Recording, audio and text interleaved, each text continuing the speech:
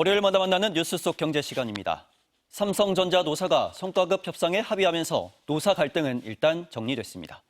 하지만 이번 사태가 앞으로 우리 사회에 미칠 파장이 적지 않은데요. 이성일 경제 전문 기자에게 관련 이야기 들어보겠습니다. 어서 오십시오. 안녕하세요.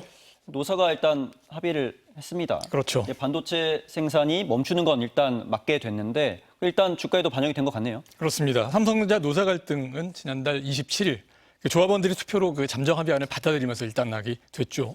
한동안 눌렸던 삼성전자 주가를 보면 이후에 강하게 반등을 했고요.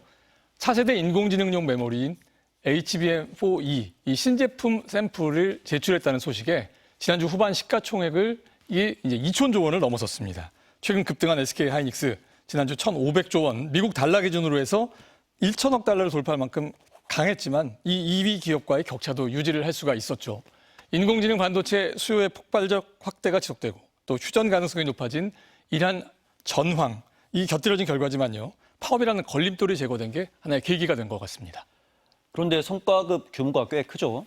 그렇습니다. 일반 직장인이라면 사실 상상하기 힘든 금액이라서 후폭풍도 적지 않을 것 같은데 어떻습니까? 자, 과거 반도체 호황 때도요. 삼성전자 직원들 성과급 크게 받았었습니다. 근데 그때는 수천만 원 정도 됐었는데 이것도 웬만한 직장인 1년치 연봉이라 해서 부러움 많이 샀었거든요. 그런데 이번 성과급과 비교하면 좀 초라해 보일 정도입니다.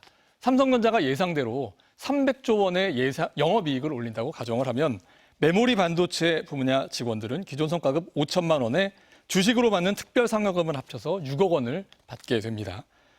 반도체 부문에 속하는 다른 사업부 직원들도 1억 6천만 원 정도를 받게 되는데요.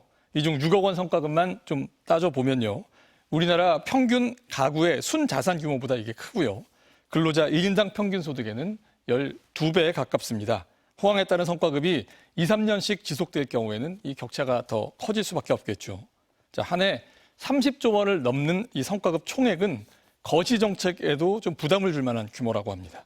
고소득층인 삼성전자 직원들은 소비 성향이 상대적으로 낮아서 성과급을 저축이나 투자로 쓸 가능성이 높습니다. 그래서 이 첫 영향이 부동산 가격 상승으로 나타날 수 있다. 이런 가능성을 경계하는 분석까지 나올 정도입니다. 그런데 당장 반도체 부분이 아닌 부분들은 우리는 왜 이렇게 적게 주냐, 우리는 왜 안 주냐 이렇게 반발을 하고 있고 그렇죠. 다른 기업들도 우리도 수익을 나눠달라 이렇게 요구를 하고 있죠. 일종의 그 상대적 박탈감일 텐데요. 이게 가장 짙은 곳은 삼성전자 내부일 겁니다. 자, 같은 사무실에서 근무를 해도 소속에 따라서는 성과급이 10배까지 갈릴 수가 있기 때문이죠. 자, 이번 성과급 혜택에서 배제된 휴대전화, 또 가전 부문 노조가 경영진 면담을 요구하고 집단 행동 준비에 들어갔다. 이런 배경일 겁니다. 삼성전자 바깥으로의 파장은 더 큽니다. 조선, 자동차 분야의 대기업 노조들은 이미 영업이익 또는 순이익의 10%에서 30%까지 성과급을 요구하고 나섰고요. 이건 다른 분야로도 확산될 분위기입니다. 영업이익을 기준으로 성과급을 계산한 이 사실상의 결정은 폭발력이 큰 사안이라서요. 경영자 총협회가 영업이익은 노조가 아니라 주주 권리다. 또 경영 판단에 맡겨야 한다고 반발을 하고 있고요. 삼성전자 주주들은 권한 침해라고 반발하면서 법적 대응을 지금 예고한 상황입니다. 반도체 산업처럼 일부의 호황 산업, 또 대기업 직원들과는 달리 대다수 산업 노동자들은 이 논의에서 소외되면서 양극화, 불평등을 키울 수 있다라는 그런 우려도 나오고요. 노동조합의 책임, 또 연대의식을 거론한 이재명 대통령의 한 달 전 발언에 담긴 뜻, 또 최근 노사합의 중요성을 강조하면서도 양극화를 심화시켜서는 안 된다는 중앙은행의 인식 모두 이 같은 파장을 걱정하고 있는 것들이라고 할 수 있습니다. 네, 그런데 반도체 산업이 이런 호황을 맞은 것도 얼마 되지 않은 일이고 그렇죠. 또 그렇다고 앞으로도 계속 좋으리란 보장도 없는 거잖아요. 그렇습니다. 이 노사 타협 직전에 나왔던 이 주변 국가들의 반응을 보면 우리가 경계해야 될 것이 무엇인지를 좀 확인할 수가 있을 것 같습니다. 금융시장에서는요, 반도체 산업에 최근 막대한 투자를 하고 있는 중국 기업들 주가가 폭등했습니다. 일본 기업들이 지배했던 반도체 산업 주도권을 한국과 대만에 넘겨주게 된 과거를 되짚는 기사는 또 일본 언론들이 썼고요.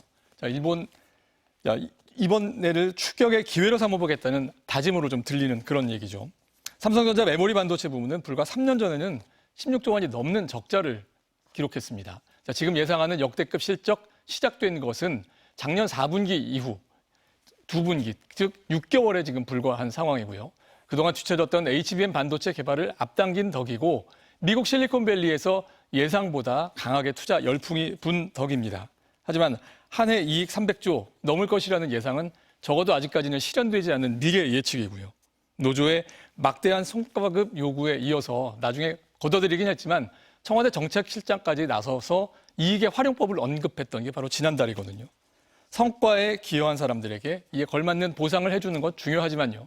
보상 요구가 이 경쟁이 치열한 산업에서 성과를 어떻게 유지할지 또 미래에 대한 고민, 질문을 너무 빨리 압도한 것은 아닌지 좀 아쉬움이 남는 대목들입니다. 산업 형태가 바뀌고 있으면서 이런 이익들을 어떻게 처리하는 게 좋을지 우리 사회가 맡게 된 새로운 고민인 것 같은데 그렇습니다. 앞으로 좀 지혜롭게 해결해 나가면 좋겠네요. 그렇습니다. 이 기자 잘 들었습니다.